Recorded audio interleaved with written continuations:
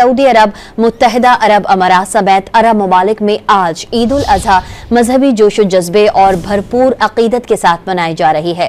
मस्जिद अल हराम और मस्जिद नबवी में लाखों अफराद ने ईद नमाज अदा की।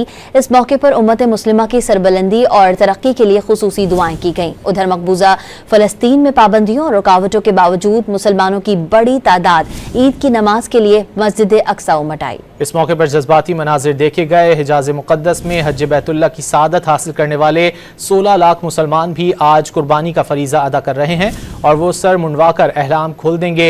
आज बड़े शैतान को कंकर मारने का सिलसिला भी जारी है।